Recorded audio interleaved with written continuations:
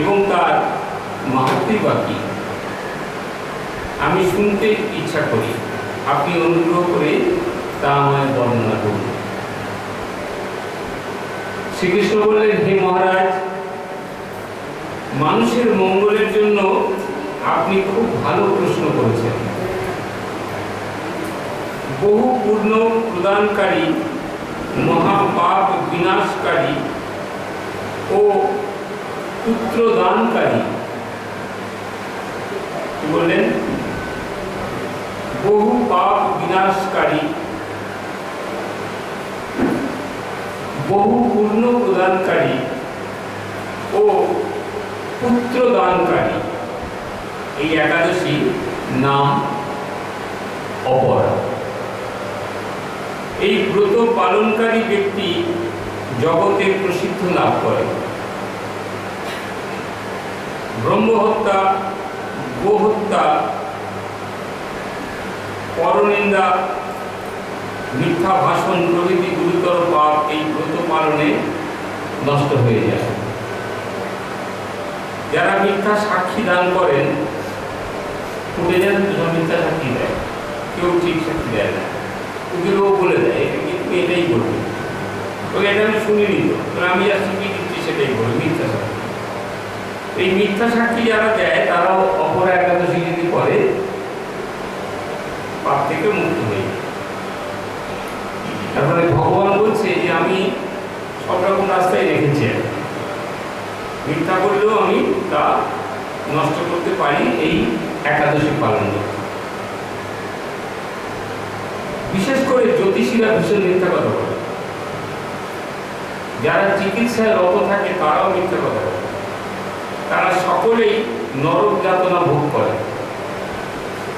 এই সমস্ত ব্যক্তিরা যদি এই ব্রত পালন করে তবে তারা সমস্ত পাপ থেকে মুক্তি পাবে। ক্ষত্রিয় যদি স্বধর্ম ত্যাগ করে যুদ্ধক্ষেত্র থেকে পালিয়ে যায় তবে সে ঘোরতর নরকগামী হয়, কিন্তু সেও যদি এই ব্রত পালনে ব্রতী হয় তাহলে সেও মুক্তি লাভ করে।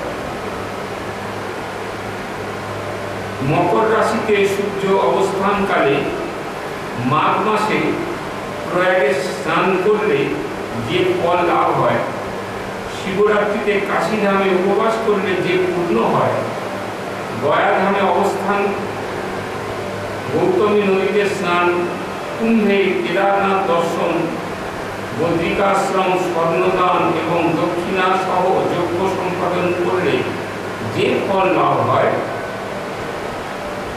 আরো অনেক কিছু বলেছেন, যেমন হাতি, ঘোড়া, স্বর্ণ যা কিছু দান করেন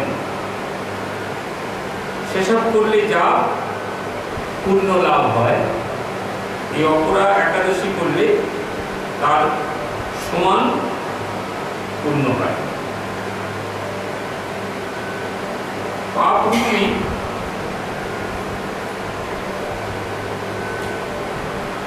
অন্ধকার, সূর্য দৃশ্য এবং পাপ হস্তি সিংহ হরণ স্বরূপ এই ব্রত পালন না করে যে ব্যক্তি জীবন ধারণ করে তাদের জন্ম মৃত্যুকাল কেবল সার হয়ে থাকে।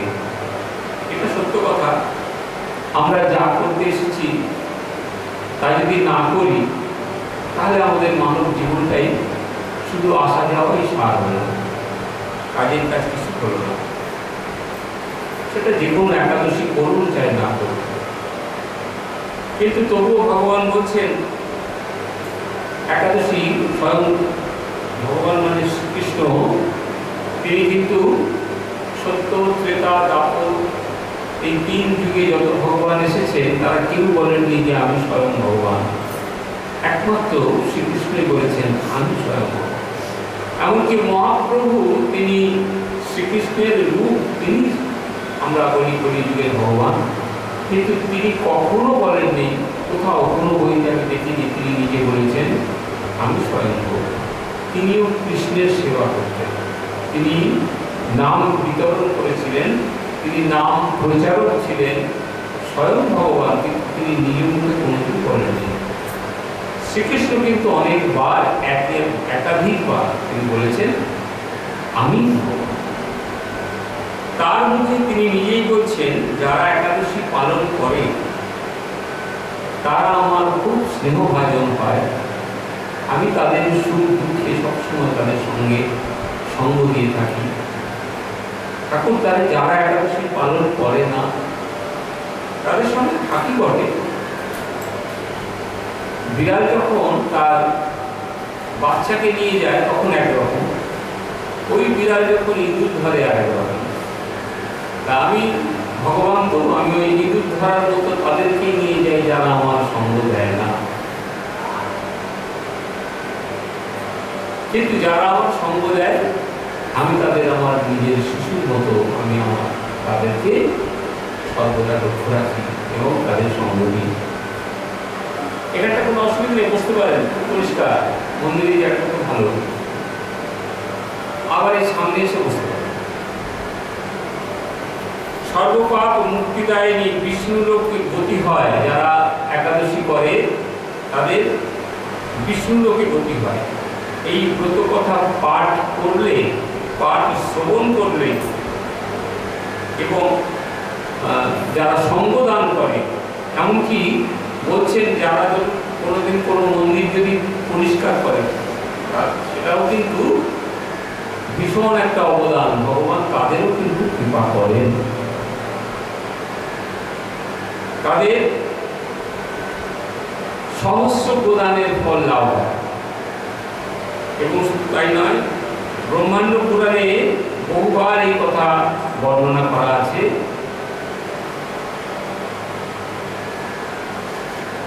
বছরে যতগুলো একাদশী হয় পালন করুন, ভগবান আপনার মঙ্গল করবেনই করবেন, কথা তিনি নিজে বলেছেন।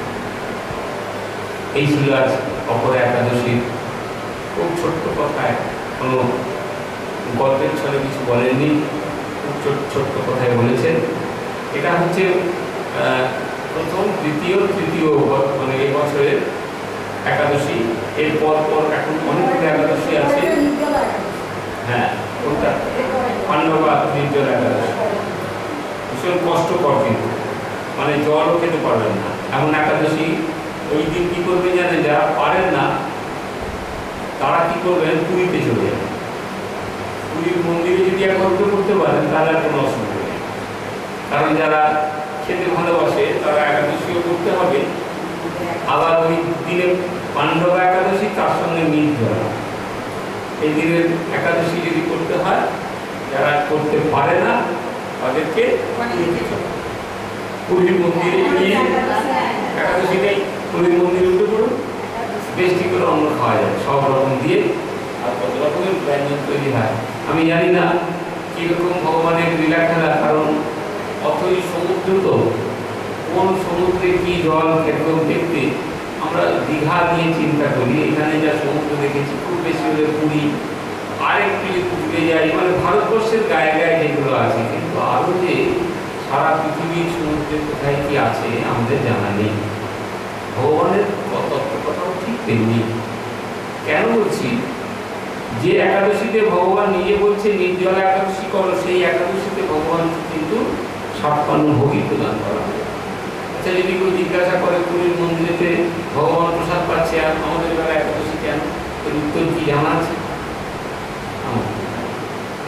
কোনো বইতে আমি খুঁজে পাই, যদিও হয়তো বইটাও তো সাগরের মতো কোনো জায়গায় হয়তো লুকিয়ে আছে, আমরা সেটা জানি না, কিন্তু প্রশ্ন তো আসতেই পারে। যেমন আমি এখন বললাম, যারা একাদশী পালন করতে পারেন না তারা পুরীর মন্দিরে চলে যান প্রসাদ পাবেন। তাহলে পুরীর ভগবান সেখানে তো স্বয়ং ভগবান, কারণ আমাদের ভারতবর্ষের 4টি ধাম, 4টি ধামের মধ্যে প্রধান নাম হচ্ছে জগন্নাথ, স্বয়ং ভগবান। স্বয়ং ভগবান যদি অন্নপ্রসাদ পেতে পারে তাহলে আমাদেরকে মানা করেছে কেন, এটা কিন্তু আমাদের জানা নেই। অথবা এটাও হতে পারে ভগবান অনেক সময় ভক্তকে পরীক্ষা করে, তা আমাদের পরীক্ষার মধ্যে রেখে দেয় যে পাণ্ডবা একাদশী তার সঙ্গে নির্জলা করে দেখো, যদি করতে পারো তাহলে তোমার লটারি লাগতে পারে, আর যদি না করতে পারো পুরীধামে গিয়ে যদি খেয়ে ফেলো বাবা তাহলে কিন্তু হবে না। আমরা যদি কেউ খেয়ে ফিরি তাহলে হবে না। যাক, এই ছিল আজকের একাদশী কথা। হরি হরায় নম, বিষ্ণু যাদবায় নম, যাদবায় মাধবায় কেশবায় নম, গোপাল গোবিন্দ রাম শ্রী মধুসূদন, গিরিধারী গোপীনাথ মদন।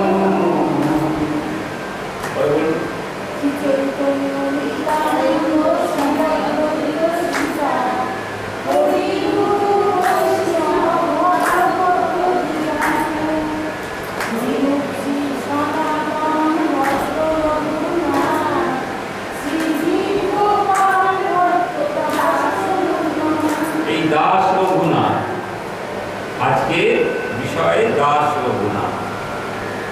আমি আগেও বলেছিলাম যে এই 6 গোস্বামীদের কথা আমরা একটু শুনতে চাই, জানতে চাই। এর আগের দিনে 2 গোস্বামীর কথা হয়েছিল, কে কে? রূপ আর সনাতন, মনে আছে। এই সপ্তাহে এই একাদশীতে 6 গোস্বামী। কারণ কি জানেন, আমরা বৃন্দাবন যাই, আমরা ভগবান সম্বন্ধে শুনতে চাই, কিন্তু কারাই ভগবানকে আমাদেরকে দেখালেন, আমাদের পরিচয় করালেন, তাদেরকেই যদি না চিনি তাহলে কিন্তু বংশ পরিচয় হবে। আমাকে যদি জিজ্ঞাসা করে তোমার দাদুর নাম কি, আমি যদি ঠিক বলতে না পারি তাহলে বংশ পরিচয়টা আটকে যাবে। বাবার নাম জানি কিন্তু তার বাবার নাম জানি না।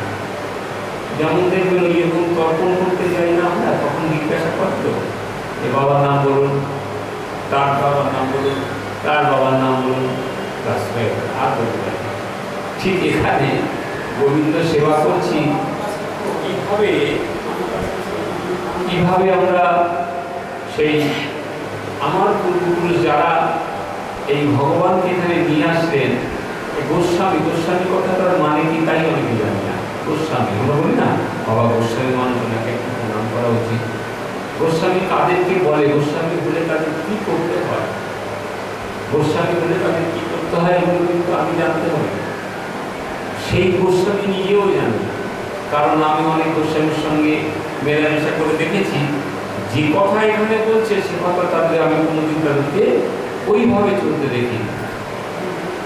নিজেকে সম্পূর্ণ শুদ্ধ রাখতে হয়, গোস্বামী নিজেকে সম্পূর্ণ শুদ্ধ রাখতে হয়। শুদ্ধাকারী কাকে বলে সে কথা তারা নিজেরাই জানে। দেখবেন যদি গোস্বামী সে যদি ঠিক ঠিক গোস্বামী মানে বংশধর বংশ পরম্পরায় যদি পালন করে, সে কোনদিন অপরের পাখে খাবেই না।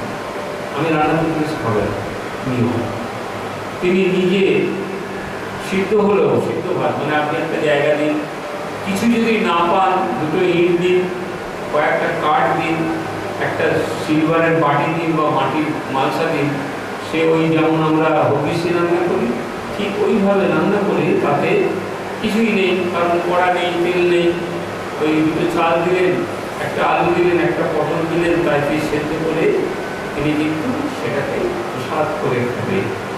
গোস্বামী কোনোদিন অপরের পাখি খেতে চায় না। অনেক অনেক নিয়ম কানুন গোস্বামীদের মধ্যে আছে। এই গোস্বামীরা এই নিয়ম পেলেন করতে ওই 6 গোস্বামী। এই যে 6 গোস্বামীর কথা একটু আগে শুনলেন, কে?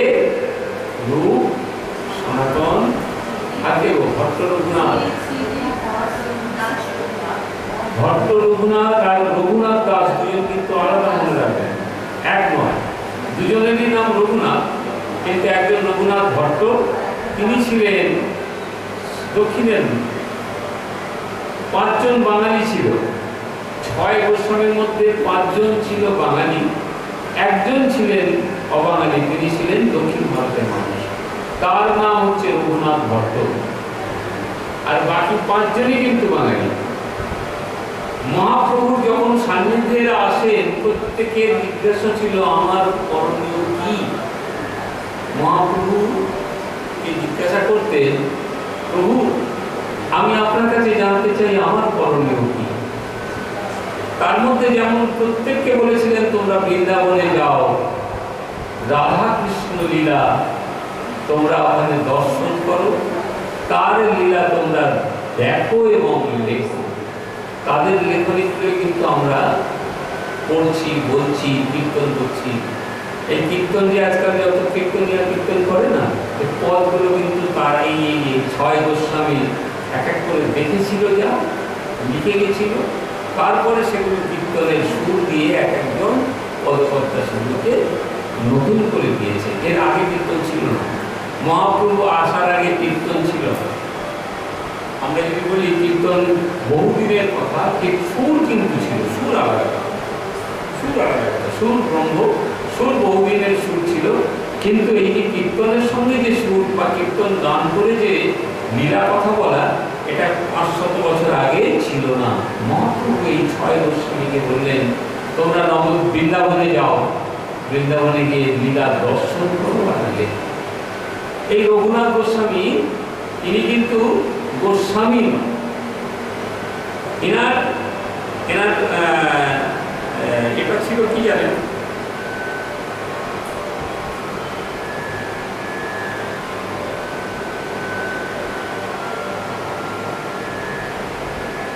ভক্তি ত্যাগের পরিকাষ্ঠা রঘুনাথ দাস গোস্বামী মহাপ্রভুর কৃপা সিন্ধু ভক্ত। তাহার পিতা রঘুনাথ গোস্বামীর পিতা ছিলেন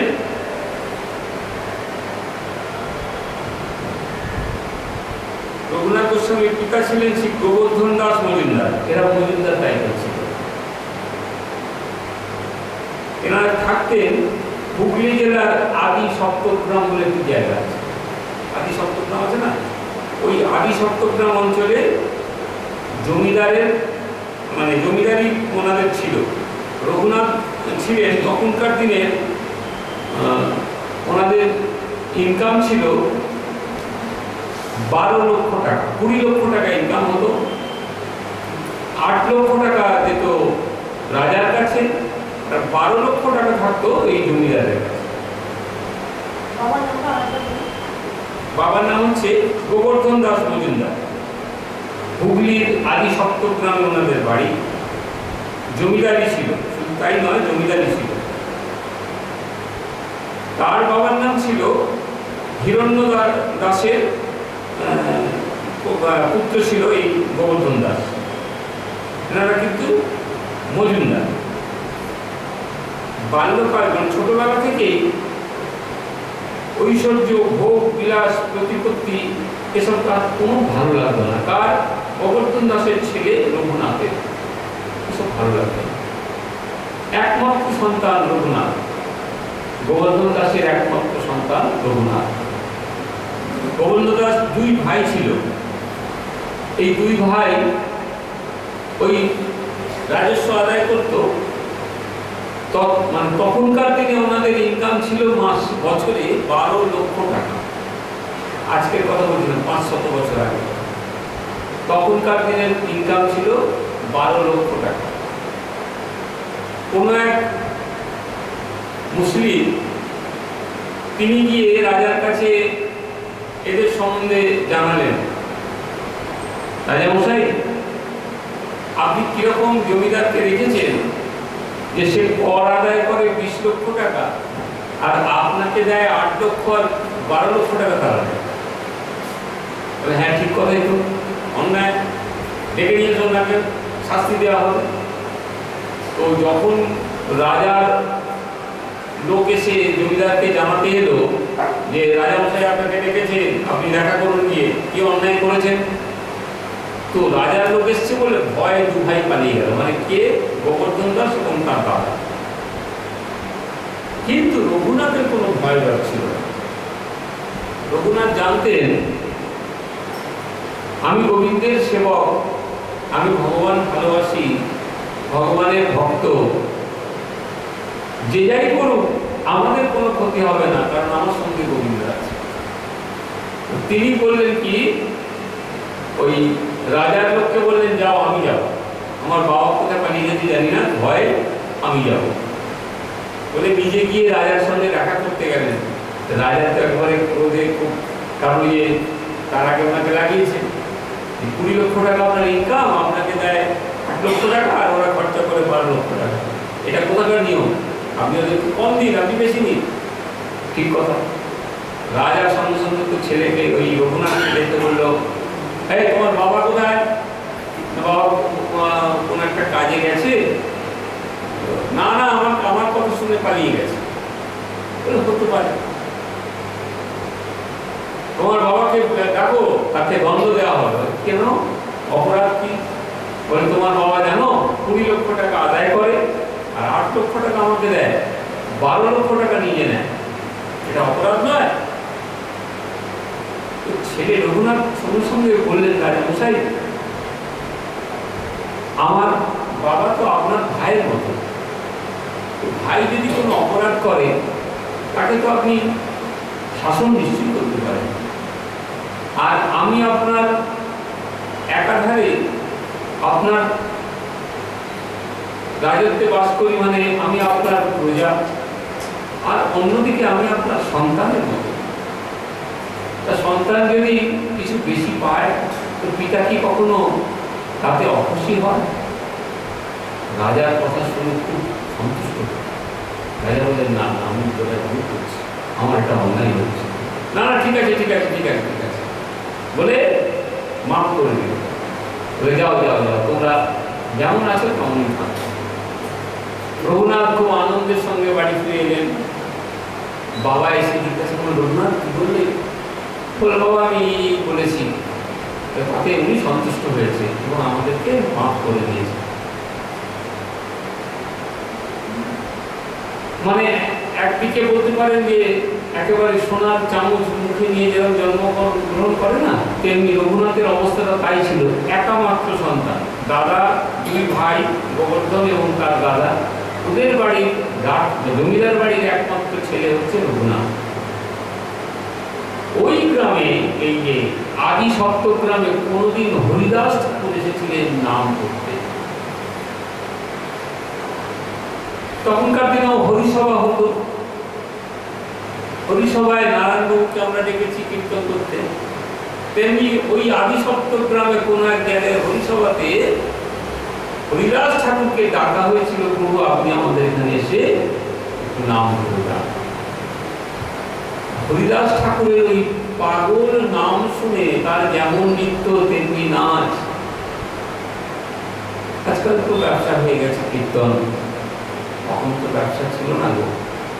হরিদাস ঠাকুর এসেছেন, তিনি তার মন আনন্দে সব ভক্তদের নিয়ে এত আনন্দ করেছে, রঘুনাথ ভুলেই গেছে যে আমাদের এত বড় রাজত্ব, আমরা এত ইনকাম করি, আমাদের এত টাকা পয়সা। তার মন চলে গেছে ওই নামের মধ্যে। ভগবান বলছেন, আমার নাম যদি কেউ ঠিক ঠিক ভাবে শুনতে পারে, আমার নাম যদি কেউ একবার কর্ণগোচরে তার মরমে খুশিল হয়ে, কানের ভিতর দিয়া মরমে খুশিল হয়ে, পাগল করিল মন দিয়া। ভিতরে যদি কারোর একবার নাম প্রবেশ করে, তাহলে তার ইয়া মানে মনের ভিতরটা পাগল হয়ে যায়। রঘুনাথ ওই হরিদাস ঠাকুরের নাম শুনে তিনি কিন্তু এই নামের নামীকে তিনি খুঁজতে শুরু করলেন। এই নাম যিনি প্রচার করছে, আমিও তার সঙ্গে প্রচারে যাব। তো তিনি কি করলেন, রঘুনাথ একবার না বলে শুনেছেন মহাপ্রভু কোথায় থাকে না, পুরী ধামে। মহাপ্রভু এখন কোথায় আছে? পুরী ধামে আছে। তিনি না বাড়িতে কাউকে না বলে একদিন হঠাৎ রাত্রিবেলা দৌড় দিলেন, পালিয়ে গেলেন। বাড়ি থেকে পালিয়ে গিয়ে যখন গেছে, তখন জমিদার বাড়ির ছেলে তো, জমিদারের তো অনেক কিছুই লাঠি আর অমুক কত কিছু দরমান, হ্যাঁ, সৈন্য সামন্ত অনেক কিছুই আছে। তারা বলে, শোনো শোনো, রঘুনাথ মনে হয় ওই ওই পাগলদের সঙ্গে মিলতে গেছে। কারণ তখন নাম করতো পাগলেরা, ওদের সঙ্গে মিলতে গেছে। ওদের দেখো কোন দিকে গেছে, দেখো, তাকে ধরে নিয়ে এসো। তাকে ধরে নিয়ে আসার নাম করে যখন বুঝতে পেরিয়েছে যে সত্যি সত্যি তাকে ধরেছে, ধরে নিয়ে এসে একবারে বাবার কাছে নিয়ে এসে জমিদার করলেন, কি বলে, এই আমার এই ছেলে ওই ভিখারিদের সঙ্গে নাম করবে, ওকে ঘরে বেঁধে রাখ। তো কি করলেন না, দড়ি দিয়ে বেঁধে রাখলো। তারপরে মা বললো যে দেখো ওইভাবে তো হয় না, ছেলে বড় হয়েছে, তাকে তুমি বেঁধে কতক্ষণ রাখবে, ওকে একটা সুন্দরী মেয়ে দেখে বিয়ে দিয়ে দাও, সংসার করলে নাম টাম ভুলে যাবে। হরিদাস ঠাকুর যখন নাম করছিলেন তখন এইরকমই এক জমিদার, এই রাজা বলেছিল যাও ওকে, ওর নাম ভঙ্গ করবে বলে লক্ষ্মীহীরাকে পাঠিয়েছিল, মনে আছে? লক্ষ্মীহীরাকে পাঠিয়েছিল যে তুমি ওনার সামনে নাম করো, এই নৃত্য করো, দেখবো নাম টাম ভুলে যাবে। হরিদাস ঠাকুর সারা রাত্রি নাচতে নাচতে ওই লক্ষ্মীহীরার কোমর একবারে বেঁকে গেছে। তিনি ভাবছেন কত বড় বড় রাজা মুনি ঋষিকে আমি ধ্যান ভঙ্গ করিয়ে দিয়েছি, আর এ তো নেড়া মাথায় এক রোগা এরকম ভক্ত, তাকে পারবো না। হরিদাস ঠাকুর কিন্তু যখন নাম করতেন তখন ওই যে নাম করতে করতে চোখ বুঝিয়ে ফেলতেন, তিনি বাহ্যিক জগৎ থেকে আর থাকতেন না। এই দুনিয়াতে কি হচ্ছে কিছুই তার জ্ঞান থাকতো না। তা না হলে সামনে এরকম একটা অপ্সরা নৃত্য করছে, অত সুন্দরী এক মেয়ে মানুষ নৃত্য করছে, তিনি কিছুই দেখছেন না। ওই নাচতে নাচতে নাচতে নাচতে যখন সকাল হয়ে যায় তখন দেখেন উনি চোখ খুলেছেন, খুলে বলছে মা তুমি ছিলে আমার সঙ্গে? হ্যাঁ আমি সারা রাত্রি নাচ করলাম, তুমি তো দেখলেই না। আমি সারা রাত্রি কত রকমের গান সঙ্গীতের সঙ্গে নাচ করলাম, তুমি তো দেখলেই না। তুমি ছিলে? আবার বলে ছিলে, আমি ছিলাম মানে সেই সন্ধ্যেবেলা থেকে ভোর হয়ে গেল। ঠিক আছে আজ দেখবো তোমার কিরকম ভাবে ধ্যান মানা যাবে। যারা কৃষ্ণ ভজনা করে, সত্যি যারা সাধক হয়, সত্যি যারা ভজন পিয়াসী হয়, তাদের কাছে আদিত্য এসব কিছু কাজে আসে না। ঠিক রঘুনাথেরও তাই হলো। এত সুন্দরী, একেবারে এখানে বইতে পরিষ্কার লেখা আছে অপূর্ব সুন্দরী, তার সঙ্গে বিয়ে হলো, কিন্তু রঘুনাথের মন পড়ে আছে সেই মহাপ্রভুর সঙ্গে দেখা করবে। আর কয়েকদিন পরেই আপনারা জানেন আমাদের এই পানিহাটিতে চিরাদী উৎসব হবে, জানেন তো? এখানে চিরা উৎসব হয়। পানিহাটির গঙ্গার পাড়ে নিত্যানন্দ মহাপ্রভু বহুবার এসেছে। মহাপ্রভু কিন্তু খুব একটা আসেননি, নিত্যানন্দ মহাপ্রভু কিন্তু বহুবার এসেছে। নিত্যানন্দ মানে নিতাই চাঁদের এখানে বহুবার আগমন হয়েছিল এই পানিহাটিতে গঙ্গার পাড়ে। তো একবার ওখানে নিত্যানন্দ প্রভু আসবেন, উনি কিন্তু বুঝতে পেরেছিল এই রঘুনাথ তার যে ভজন তিনি ভজন করতেন, নিত্যানন্দ মহাপ্রভু কাকে ভজনা করতেন? গৌর ভজ গৌর ভজ গৌর ভজ। তিনি নাম করতেন না, গৌরকে ভজনা করতে বলতেন। তিনি বলতেন গৌর ভজনা করার, গৌরাঙ্গ মহাপ্রভু বলতেন নিতাই ভজন। কাজে ওই গৌরাঙ্গ মহাপ্রভুর সঙ্গে দেখা করবেন এই রঘুনাথ, এবং তার সঙ্গে যে তার কাছে তিনি যাবেন এই কথা নিত্যানন্দ মহাপ্রভু বুঝতে পেরেছিলেন। তাই যখন ওই চিরা উৎসব কিন্তু তখন হতো না। নিত্যানন্দ মহাপ্রভু এসেছেন পানিহাটিতে, রঘুনাথ বলছেন পিতা গোবর্ধন দাসকে বলছেন, পিতা আমি একবার ওই পানিহাটিতে নিত্যানন্দ মহাপ্রভু এসেছে, আমি একটু দর্শন করতে যাব, তুমি আমাকে আজ্ঞা দাও। তো বাবা বললেন যে খুব ভালো কথা, আমি সঙ্গে লোক দিচ্ছি, কারণ ছেলে তো পালিয়ে যাওয়ার রাস্তায় খুঁজে খালি, একবার তো পালিয়ে গিয়েছিল, ধরে নিয়ে এসছে। সেই জন্য কি বললেন যে ঠিক আছে আমি লোক দিচ্ছি, সঙ্গে যাবে, তোমার সঙ্গে যাবে, তুমি দর্শন করবে, দেখা করবে, দরকার পড়লে থাকবে, আবার মন্দিরে বাড়ি চলে এসে। রঘুনাথ গোস্বামী ওই তার দুজন না তিনজন সঙ্গে নিয়ে তিনি এলেন এই পানিহাটিতে নিত্যানন্দ মহাপ্রভুর সঙ্গে দেখা। পানিহাটিতে একবার যাবেন, গিয়ে দেখবেন ঠিক গঙ্গার পাড়ে একটি বটবৃক্ষ আছে, সেখানটা এখনো বাঁধানো, সুন্দর করে বাঁধিয়ে রাখা আছে। নিত্যানন্দ মহাপ্রভু ওখানে বসে আছেন। তিনি তো দীর্ঘাকায় মানুষ। নিত্যানন্দ মহাপ্রভু বসে আছেন, নাম করছেন, আর এরকম সবাইকে নিয়ে তিনি হরি কথা বলছেন। রঘুনাথ গোস্বামী গিয়ে যখন ওখানে গেছে, গিয়ে দেখছে রঘুনাথ গোস্বামী না, রঘুনাথ মজুমদার, তিনি গিয়ে যখন দেখছে সকলকে জিজ্ঞাসা করছে যে যার সঙ্গে দেখা করবো তিনি কোথায়, কার সঙ্গে দেখা করবেন? বলতো আমি তো ওনাকে ঠিক চিনি না, ওই যে নিতাই ঠাকুর বলে ওই যে বসে আছে। নিত্যানন্দ মহাপ্রভুর কাছে গিয়ে যখন তিনি প্রণাম করেছেন, করতেই বলছেন, কিরে রঘুনাথ, কেউ কাউকে চেনে না, তিনিও কাউকে চেনেন না, রঘুনাথ নিত্যানন্দ প্রভুকেও চেনে না। নিত্যানন্দ প্রভু বলছেন, কিরে রঘুনাথ, তুই চোরের বৃত্তি কবে শিখেছিস? মানে এখানে কথাটা অন্যভাবে বলা আছে, চোরা, কিরে চোরা তুই কি করে এরকম ভাবে আমি বলছি সোজা কথায়, কিরে চুরি বৃত্তি কবে থেকে শিখেছিস? রঘুনাথ ভাবে চুরি কি করেছি, কি চুরি করেছে জানে না তো। বলছে প্রভু আমি তো ঠিক বুঝিনি। তখন বলছে, দেখ আমার গোপন ধন তুই চুরি করবি বলে এসেছিস, তাই না? প্রভু আপনার গোপন ধন বলে, হ্যাঁ, আমি যে কবুরের জন্য ঘুরে বেড়াচ্ছি, যে নামের জন্য ঘুরে বেড়াচ্ছি, তুইও তো তাকেই চুরি করবি বলে এসেছিস,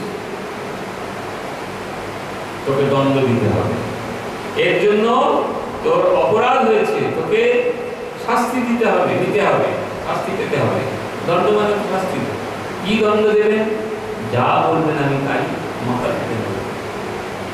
বলে শোন, এই যে আমরা যারা এসেছি, শুধু আমরাই নয়, আরো যারা এখানে আসবে সকলকে চিড়া, দই, কলা সবাইকে খাওয়া, এই হচ্ছে তোমার। রঘুনাথ শুনে খুব আনন্দে আবার হরি করে উঠেছে, হ্যাঁ প্রভু যা বলবেন তাই হবে, ঠিক আছে।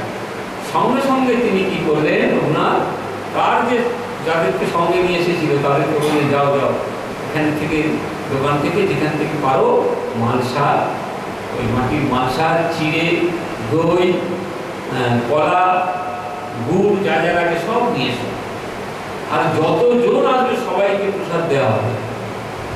বাবার কাছে খবর গেল রঘুনাথ চিড়ে উৎসব করছে ওখানে, তাকে পয়সা পাঠাতে হবে।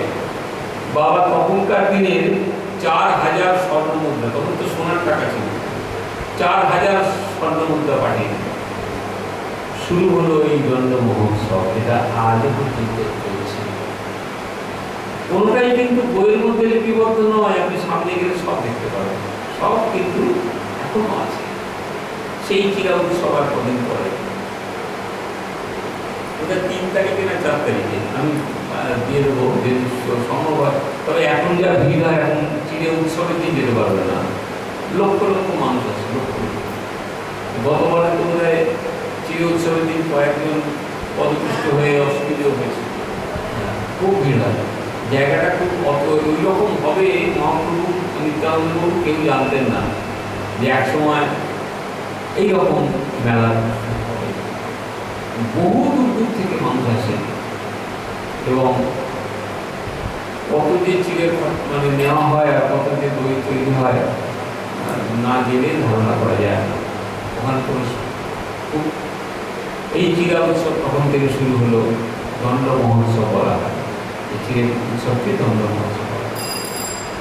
তিনি দণ্ড দিয়েছিলেন। রঘুনাথ আবার বাড়ি ফিরে গেলেন, কারণ তার সঙ্গে তো সেই বাবা সব লোকজন বাড়ি দিয়ে, চলো রঘুনাথ উৎসব হয়ে গেছে, বাড়ি চলো। আর তাকে বলা আছে যে ছেড়ে দিও না, ছেড়ে দিলে কিন্তু পালিয়ে যাবে। আবার রঘুনাথ বাড়ি ফিরে এলেন, কিন্তু মন তার পড়ে আছে আবার ওই। একদিন কি করলেন, গভীর রাতে তিনি ঘর থেকে পুরীর উদ্দেশ্যে রওনা হলেন। ঘর থেকে একেবারে একটা বস্ত্র নিয়ে পুরীর উদ্দেশ্যে চলে গেলেন। পরের দিন সকালবেলা সব জানাজানি হলো যে রঘুনাথ আর বাড়িতে নেই, তিনি গৃহত্যাগ করে চলে গেছেন। পিতা আবার সেই লোকজনকে পাঠালেন, যাও গিয়ে গিয়ে দেখে এসো কোথা থেকে ধরতে পারো কিনা। আর পাওয়া গেল না, কারণ রঘুনাথ যে পথে সাধারণ লোকেরা পুরী যাত্রা করে, রঘুনাথ কিন্তু ওই রাস্তায় যায়নি। তিনি বুঝতে পেরেছিলেন যে বাবা আবার আমাকে ধরে নিয়ে আসবে। তিনি অন্য পথ দিয়ে পৌঁছে গেলেন মহাপ্রভুর কাছে। মহাপ্রভু কিন্তু খুশি হয়নি। যদি কোনো সন্ন্যাসী লুকিয়ে চুরিয়ে বাড়ি থেকে আসে, অন্যান্য লোক বলে না, বাবা তুই চলে এসেছিস, থাক থাক থাক থাক, ছেড়ে মহাপ্রভু মোটেও খুশি হয়নি। মহাপ্রভু দেখে বললেন, রঘুনাথ তুমি তিলক করেছ, উত্তরী দিয়েছ, সবই ঠিক আছে, কিন্তু তুমি বাড়ি ফিরে যাও। বলল, প্রভু আমি আপনার কাছে এসেছি, আমি বাড়ি ফিরে যাব? বলে, হ্যাঁ আমার কথা শোনো। এখানে বললেন কি, স্থির হইয়া গৃহে যাও, স্থির হইয়া ঘরে যাহা না হও বাতুল, ক্রমে ক্রমে পায়ে লোকে ভব সিন্ধু কুল। এইভাবে পাগলের মতো ছুটে চলে এসো না, বাড়ি ফিরে যাও। ক্রমে ক্রমে পায়ে লোকে ভব সিন্ধু কুল, মর্কট বৈরাগ্য না করো লোক দেখাইয়া। দেখবেন অনেকে বৈরাগী হয়, আমার মতো লোক দেখানো, লোক দেখানো বৈরাগ্য হয় না। তাই বললেন, মর্কট বৈরাগ্য না করো লোক দেখাইয়া, যথাযোগ্য বিষয় ভুঞ্জ অনাসক্ত হইয়া। এখন তুমি তোমার কিছুই ছাড়তে পারোনি। কেউ যদি পাশে বসে বসে কিছু ভালো মন্দ খায়, আমি খেতে ভালো হতো। কেউ যদি কিছু ভালো করে, আমি যদি করতাম তাহলে ভালো হতো। তাহলে অনাসক্ততা এখনো হয়নি, আমি সবকিছু ছাড়তে পারিনি। এইরকম ভাবে সন্ন্যাসী হওয়া যায় না। তিনি বলছেন, গৃহে ফিরে যাও, অন্তরে নিষ্ঠা করো, বাহ্যে লোক ব্যবহার, অচিরেই কৃষ্ণ তোমায় করিবেন উদ্ধার। যেদিন তুমি এই সবগুলো ছাড়তে পারবে, যেদিন তুমি এইসব মায়া ত্যাগ করতে পারবে, সেদিনকে তোমাকে কৃষ্ণ নিশ্চয়ই কৃপা করবেন, তুমি আবার আমার কাছে ফিরিয়ে দিবেন। রঘুনাথ বাড়ি ফিরে এলো। মহাপ্রভু বলেছিলেন, দেখো পিতা মাতা তোমার আছে, তাদের সেবা করো, তুমি একা সন্তান। ঠিক এই কথা রঘুনাথ যখন বলেছিল, রঘুনাথকে যখন বলেছিল, রঘুনাথ বলেছিল, প্রভু আমার একটা প্রশ্ন আছে। যদিও প্রশ্নটা পরে করেছিলেন, এই সময় নয়, কথা প্রসঙ্গে বলি। মহাপ্রভুকে জিজ্ঞাসা করেছিলেন, প্রভু আপনি আমাকে বলছেন তুমি একমাত্র সন্তান, তুমি বাড়ি ফিরে যাও, তোমার মা বাবাকে তোমারই দেখা কর্তব্য। যেদিন মা বাবা থাকবে না, সেদিন তুমি আমার কাছে সন্ন্যাসী, কৃষ্ণ যেদিন কৃপা করবে, সেদিন তুমি আবার পুনরায় এসো। প্রভু তাহলে আপনার তো মা ছিল, আপনি কেন চলে এলেন? আপনিও তো আমার মতো থাকতে পারতেন। মহাপ্রভু তখন বলেছিল, রঘুনাথ আমি এসেছি কারণ কি জানো? আমি যখন মাকে ছেড়ে সন্ন্যাস নিয়ে চলে আসি, তখন আমার ওখানে দেখবার লোক অনেক ছিল। মহাপ্রভুর আত্মীয় স্বজন কিন্তু অনেকে ছিলেন, কারণ উনি ওখানে ওনার অনেক আত্মীয় স্বজন ছিল। তোমার পিতা কেউ নেই, তুমি একমাত্র সন্তান। তোমার এক কাকা, দু ভাই ছিল বলছি না, এই গোবর্ধন দাস এবং তার ভাই, তার ছেলে বলে কেউ নেই, কেউ নেই। কাজে আমার সঙ্গে তোমার তফাৎটা অনেকখানি, আমার অনেকে আছে, তোমার কেউ ছিল, তাই তুমি ফিরে যাও। রঘুনাথ কথা শুনে ফিরে এলেন। যখন ফিরে এলেন, পিতা কিন্তু খুব আনন্দ পেল, যার ছেলে আমার ফিরে এসেছে, হ্যাঁ তুই ভালো করে সংসার কর বাবা, হ্যাঁ সন্ন্যাসী হতে হবে। কে চায় বলুন সন্ন্যাসী ছেলে সন্ন্যাসী হয়ে যাবে? কে চায়? পিতা মাতা তো চায় না। কিন্তু ছেলের সেই মন সেখানেই পড়ে আছে। সে যা কিছু কাজ করতো তার মাঝখানে কিন্তু তার খালি মনে হতো যে আমি আবার পরে প্রভুর কাছে যাব। বৃন্দাবন কিন্তু চিন্তা করেনি, ওই মহাপ্রভুর সঙ্গে থাকবে। এই করতে করতে করতে করতে একটা সময় এলো, গোবর্ধন দাস গত হলেন, মাও মারা গেল। সন্তানাদি রঘুনাথের ছিল না, কারণ তিনি সংসার করব মনেই করতেন। তিনি আবার বেরিয়ে পড়লেন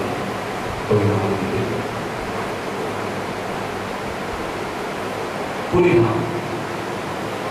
পুরীধাম গিয়ে তিনি মহাপ্রভুর কাছে বললেন, প্রভু এবার আমি আপনার কাছে এসেছি, এবার তো আপনি আমাকে গ্রহণ করবেন। মহাপ্রভুর সঙ্গে তিনি 4 বছর ছিলেন। এই থাকা অবস্থায় মহাপ্রভু তাকে অনেক অনেক রকম ভাবে এই ভগবান তত্ত্ব বুঝিয়েছিলেন।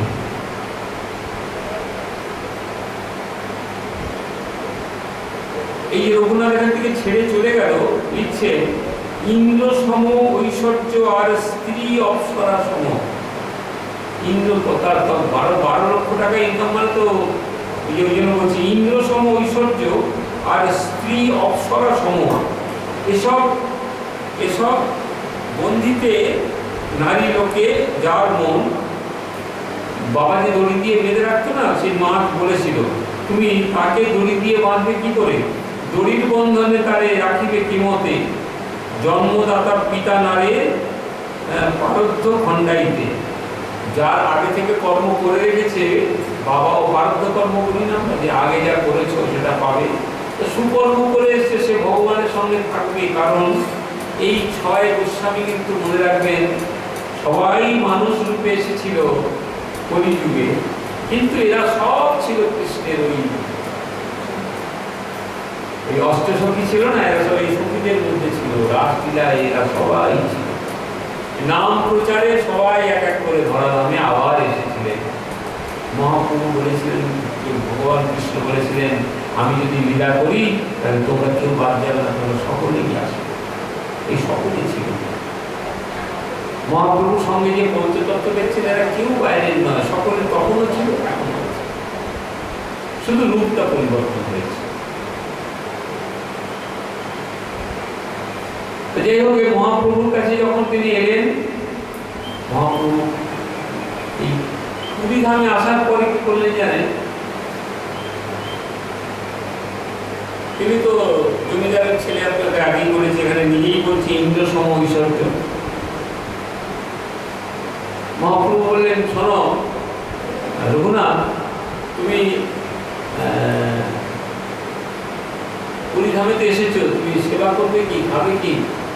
বলে প্রভু বাবা আসার সময় বলে দিয়েছিল, তাই বাবার তো প্রচুর টাকা পয়সা, আমার কাছে কিছু টাকা পয়সা আছে, আর আমি ওখানে ব্যবস্থা করে এসেছি, ওখান থেকে টাকা আসবে, আমি এখানে বাজার থেকে করবো, রান্না করবো, আপনি আমার কাছে করেন।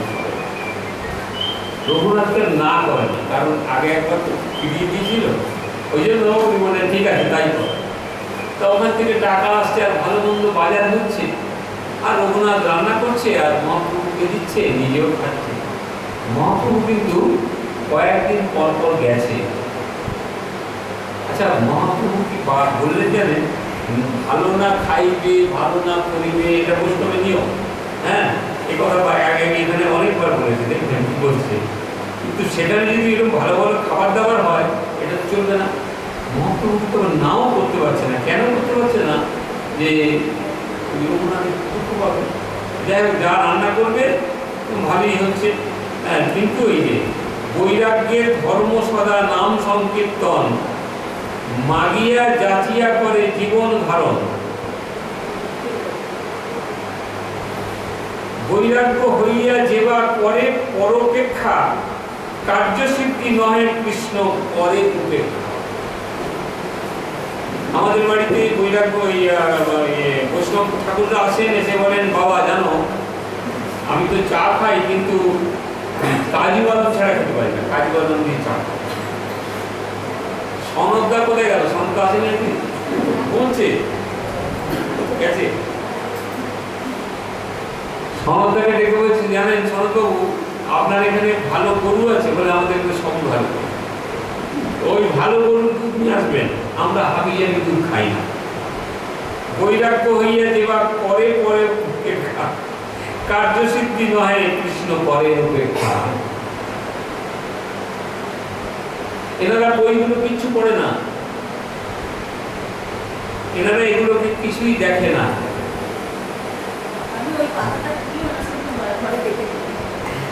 বৈষ্ণব হইতে মনে বড় সাধ, ক্ষুদ্র ক্ষুদ্র অপরাধে। বৈরাগ্য হইয়া করে জিহ্বার লালস, পরমার্থ যায় আর হয় রসে বশ। আর পিছন দিকে যা কর্ম সব নষ্ট হতে থাকে, খালি পরের বসে থাকে। আমাদের আশ্রম মঠে উৎসব হয়, সারা বছর বেচারা